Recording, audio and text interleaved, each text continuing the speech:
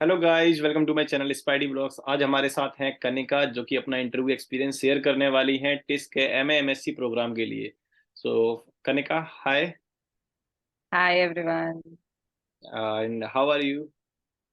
I'm good. Okay. तो कनिका, सबसे पहले आप हमें ये बताइए, ऐसे कि मैंने इस प्रोग्राम के बारे में ज़्यादा सुन नहीं रखा है। एमए एमएससी मतलब जो प्रोग्राम का नेम है, टिस जो है एमबीए नहीं कराता है, एमए एमएससी कराता है। तो इसके पीछे क्या कुछ लॉजिक है? नहीं, ये अभी रिसेंटली स्टार्ट हुआ है। टिस ने अभी लास्ट 5 इयर्स से ये कोर्स इनरोल किया है। और ये पर्टिकुलरली एमए और एमएससी बोथ है एनालिटिक्स में। और जैसे कि टेस्ट जो है वो सोशल साइंसेज का कॉलेज है, वो पर्टिकुलरली एमबीए नहीं कराता है और ये पीजीडीएम कोर्स नहीं है। ये पर्टिकुलरली हमारी मास्टर्स का कोर्स है और दिस इज फॉर बेसिकली, जैसे टेस्ट सोशल साइंसेज का कॉलेज है, तो ये मोस्टली हमें एनालिटिक्स सोशल सेक्टर की तरफ कैसे यूज कर सकते हैं और एसडीजीज कैसे अचीव कर सकते हैं। और पूरा नहीं, but most of it it belongs to that. Okay. तो ये आपकी प्रायोरिटी में था स्टार्टिंग से, या फिर आपने इसको कहीं से सुना था? नहीं, ये मेरी प्रायोरिटी में था। मुझे एमबी मेरा सेकंड ऑप्शन एनालिटिक्स ही था एमबीए के बाद।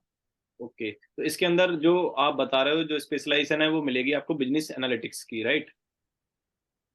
नहीं, एज सच बिजनेस एनालिटिक्स की स्पेशलाइजेशन नहीं है इसमें। ये बेसिक एनालिटिक्स का कोर्स है जिसमें सब कुछ ही है। एज सच पर्टिकुलरली बिजनेस नहीं है। पर्टिकुलर। ओके। तो आपका इंटरव्यू जो शेड्यूल हुआ था, उसकी डेट क्या थी एंड उसका टाइमिंग क्या था? मेरा इंटरव्यू स्केड्यूल हुआ था 19th ऑफ अप्रैल, और उसकी टाइमिंग सेकेंड हाफ था।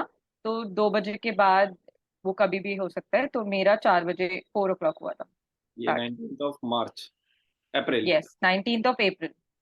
ओके। तो आपने जो आपको इंटरव्यू शेड्यूल हुआ था, उसके बाद आपको जो ज्वाइनिंग था, उससे पहले कुछ प्रायर मेल वेल आया होगा कि आपको इतने बजे ज्वाइन करना है? हम्म।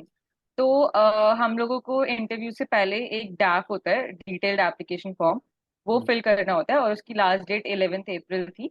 तो जब हम वो पूरा डिटेल्ड एप्लीकेशन फॉर्म, उसके दो पार्ट होते हैं। पहला पार्ट होता है जिसके अंदर हमारी सारी एकेडमिक डिटेल्स वगैरह होती हैं, और जो सेकंड पार्ट होता है उसमें दो क्वेश्चन होते हैं, हमारा बायो स्केच और why we want to pursue this course. वो फॉर्म हमें 11th अप्रैल तक सबमिट करना होता है, और उसे सबमिट करने के बाद हमें सारी ओए डिटेल्स आ जाती हैं हमारे पास। और उसके बाद जैसे मेरे को 19th अलॉट हुई थी, तो 2 दिन पहले हमें जूम का लिंक मिलता है। और 19 से 2 दिन पहले, और फिर वो जूम के लिंक पे हमको रजिस्टर करना होता है। ठीक और है। उसके बाद हमें टाइमिंग्स अलॉट होती हैं। और उसके उससे पहले भी, इंटरव्यू से 1 दिन पहले हमें टेस्ट से कॉल आता है, हम्म। पर्टिकुलरली बताने के लिए कि कल हमारा इंटरव्यू है। ऑल्सो 1 घंटे पहले भी हमारे पास इंटरव्यू का कॉल आता है। और फिर हमारी वेरिफिकेशन भी होती है। लॉग इन ये करते हैं हमारे पास लॉगिन हमारी। में ज्वाइन करने के बाद वेरिफिकेशन होती है आपकी? तो आपका हाँ, जब हमें ज्वाइनिंग टाइम था वो हमें कितना टाइम था? दिया हुआ, हम्म। हमें टाइम अलॉट किया होता है। 1 घंटे पहले कॉल आता है कि जैसे मेरे को कॉल आया था 3:30 लॉग इन करने के लिए। और फिर ठीक मेरे है। को 3:30 लॉग इन किया, वहाँ पे मेरी वेरिफिकेशन हुई थी, मेरा रजिस्ट्रेशन नंबर, मेरा date of birth and all. और उसके बाद मेरे को एक लॉबी और वेटिंग रूम में भेज भेज दिया जाता है, और फिर वहाँ पे टर्न वाइज हमारा इंटरव्यू क्लिक था। उसके बाद आपको कितनी देर वेट करना पड़ा था अपने उसके लिए, नंबर के लिए?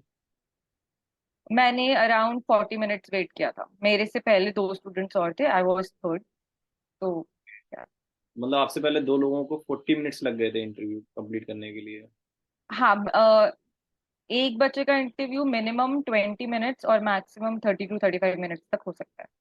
ओके। तो तो 20-25 तो नॉर्मल है। ठीक है। तो आपको जब आपका इंटरव्यू, जब टाइमिंग एकदम आ गई आपको, जब मतलब पहले तो आप हो वेटिंग रूम में थे, फिर जब पैनलिस्ट के राइट। सामने गए तो कितने पैनलिस्ट थे आपके सामने और उनके क्वेश्चंस क्या थे? मेरे साथ वेटिंग रूम में 4 पैनलिस्ट थे, और एज मच दे बात बात कुछ नहीं होती थी, तो सबका कैमरा और वीडियो सब कुछ ऑफ रहता था। And we just have to wait there and wait for our turn. हाँ, तो जब आपका टर्न आया उसके बाद फिर? उसके बाद मैं पैनल 3 में जो अलॉट हुई थी, और उसके बाद मेरे पास 3 पैनलिस्ट थे वहां पर। दो सर थे और एक मैम थी। और उसके बाद हमारा इंटरव्यू टेस्ट का इंटरव्यू का प्रोसेस होता है कि पहले हमें एक एक्सटेम्पोर का टॉपिक मिलता है। स्टार्टिंग में उसमें ही? हमें एक, हाँ, स्टार्टिंग में इंटरव्यू स्टार्ट होने से पहले हमें एक एक्सटेम्पोर का टॉपिक मिला, जो हम्म। सर ने पहले वेलकम किया, एंड देन स्ट्रेट अवे उन्होंने मेरे को एक एक्सटेम्पोर का टॉपिक दिया। उन्होंने मेरे को बोला कि तुम we have 1 minute to think about, और हमारे थॉट प्रोसेस अरेंज करने के लिए, और we can write down our points, और उसके बाद 3 मिनट्स तक हमें उस पर बोलना होता है। 3 मिनट तक उस टॉपिक पे बोलना होता है, और उसके बाद वो 3 मिनट के बाद हमारा इंटरव्यू स्टार्ट होता है। ठीक है, तो आपका टॉपिक क्या था एक्सटेम्पोर का? मेरा टॉपिक था data and it's half true. Data and it's half true. After, okay. तो ये जब आपका ये 3 मिनट आपका आपने इसके ऊपर जब पूरा बोल लिया, इसके बाद आपका इंटरव्यू स्टार्ट हुआ, जो मैंने इंटरव्यू था। हाँ, वो straight away same panelist interview start होता। ठीक है, तो फिर जब इंटरव्यू आपका स्टार्ट हुआ, फिर आपके लिए क्या क्या क्वेश्चंस थे? ओके, सो जिन सर ने मेरा एक्सटेम्पोर लिया था उन्होंने मेरा इंटरव्यू स्टार्ट किया। तो उन्होंने पहले बहुत बेसिक क्वेश्चन पूछा कि why do you want to pursue analytics.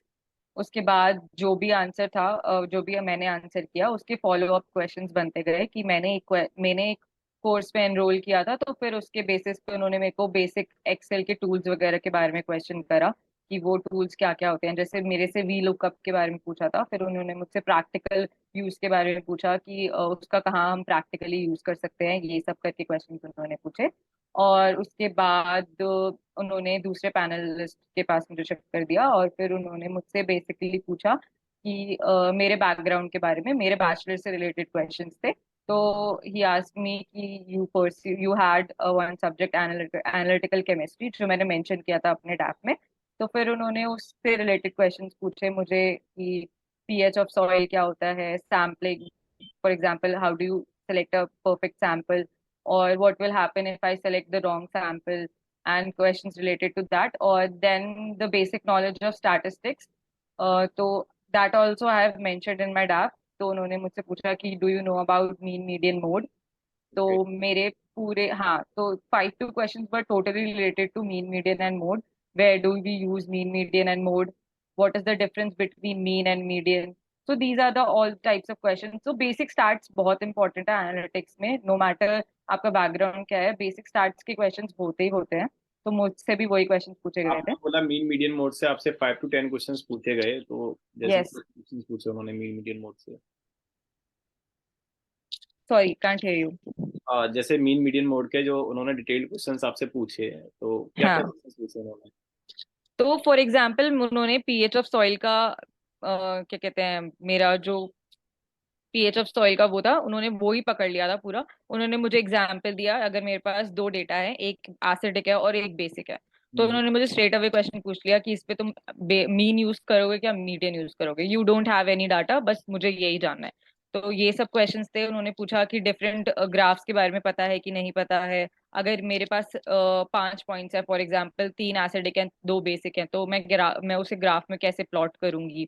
उन्होंने मुझसे पूछा कि अगर कोई डाटा है तो उसमें तुम मीन प्रेफर करोगे कैलकुलेट करना कि मीडियन प्रेफर करोगे कैलकुलेट करना। उन्होंने मुझसे पूछा डीमेरिट्स ऑफ मीन क्या होता है, और ऐसा कोई डाटा जिसके अंदर मैं मीन प्रेफर करूंगी और मीडियन नहीं कैलकुलेट करूंगी। तो ये सब क्वेश्चंस थे ओके, स्टार्ट से तो अभी रिलेटेड। आपने बोला एकेडमिक्स से रिलेटेड आपके क्वेश्चंस थे सारे के सारे। तो जो एकेडमिक्स की, एक बार अपनी प्रोफाइल के बारे में बताइए, आपका आपने यूजी में क्या कर रखा है? तो मैंने बैचलर्स लाइफ साइंसेज से करी है दिल्ली यूनिवर्सिटी से। तो उसमें बेसिकली मेरे मेन सब्जेक्ट्स होते हैं बॉटनी, जुअलोजी और केमिस्ट्री। तो ओके। मेरा बिल्कुल भी एनालिटिकल बैकग्राउंड नहीं था। तो वो वही क्वेश्चन पूछते हैं जो मेरे डैफ में रिलेटेड होंगे, मेरे डैफ से रिलेटेड होंगे। और बेसिक स्टैट्स तो बहुत इंपॉर्टेंट है। और बेसिकली उन्होंने मुझसे जैसे कि Tata institute of social sciences है, तो सोशल सेक्टर बहुत इंपॉर्टेंट है टाटा इंस्टीट्यूट में। तो उन्होंने मुझसे पूछा कि what are the different sustainable development goals जो अभी चल रहे हैं। हम्म। उन्होंने पूछा कि वो इम्पोर्टेंट क्यों है हमारे लिए, और एनालिटिक्स वहाँ पे कैसे यूज हो सकता है। तो ये कुछ क्वेश्चंस थे जो बहुत ही बेसिक थे, और जो मोस्टली हर एनालिटिक्स के इंटरव्यू में टेस्ट में पूछे ही जाते हैं। ओके, तो ये आपसे सेकंड पैनलिस्ट ने क्वेश्चंस किए थे, थर्ड ने? Third panelist was a woman. तो उन्होंने मुझसे मेरे इंटर्नशिप के रिलेटेड क्वेश्चंस पूछे। तो मैंने अपनी इंटर्नशिप एक मेंशन करी थी डैप में, जो कि एज अ ग्राफिक डिजाइनर थी एक एनजीओ के साथ। तो हम्म। फिर उन्होंने पर्टिकुलरली मुझसे पूछा कि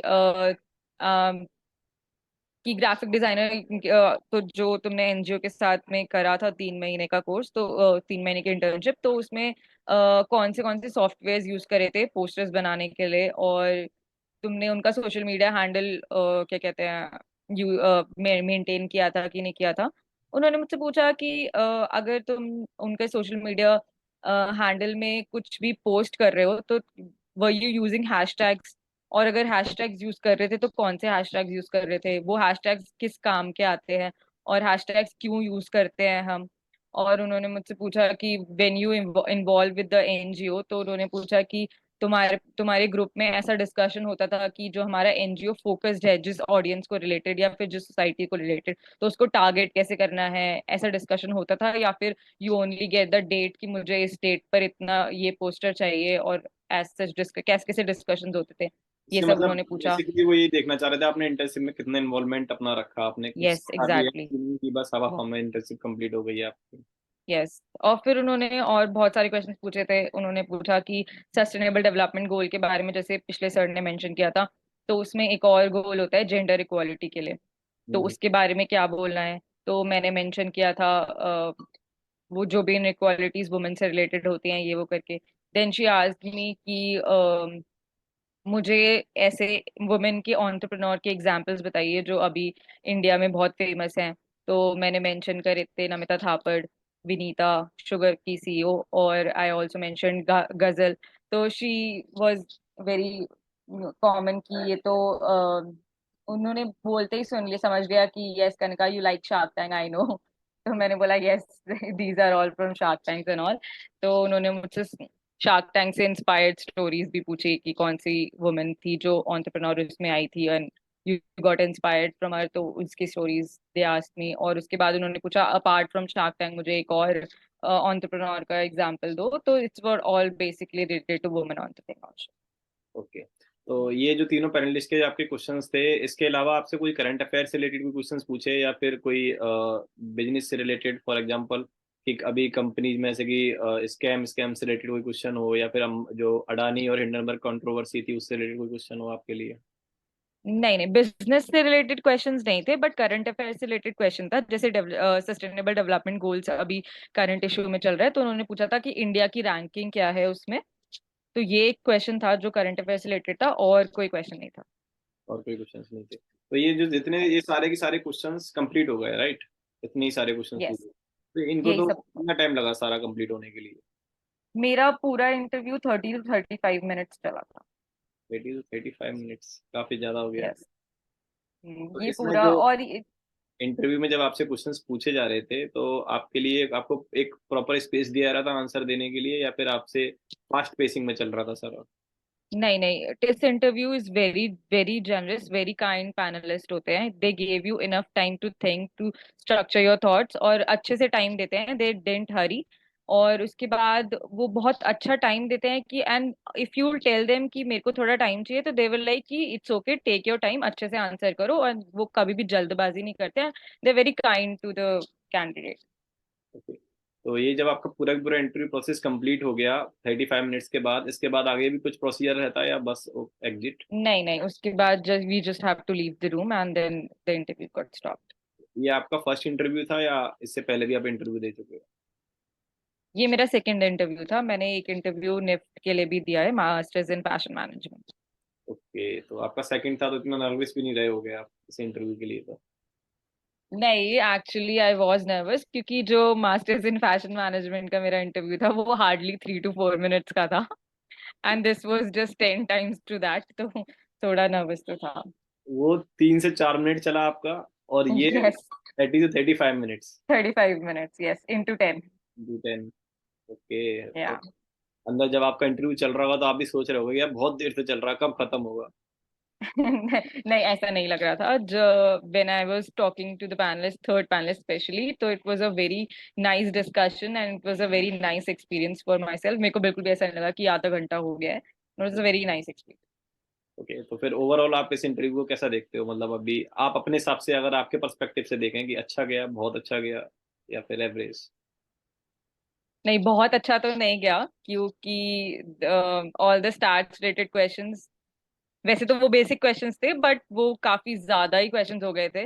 तो एक टाइम पे आई वाज लाइक कि आई डोंट नो दिस, अब मुझे नहीं पता मुझे क्या बोलना है ये वो करके। तो एक टाइम पे ऐसा वो आ गया था सर से बात करते करते, तो आई थिंक बहुत अच्छा तो नहीं गया है। I would say average to अच्छा के बीच में। एवरेज तो चलिए। चलिए, काफी अच्छा Yeah. लगा आपसे सुन के आपका इंटरव्यू एक्सपीरियंस, और आई होप ये और लोगों के काम भी आएगा। और guys, Yeah, I hope so too.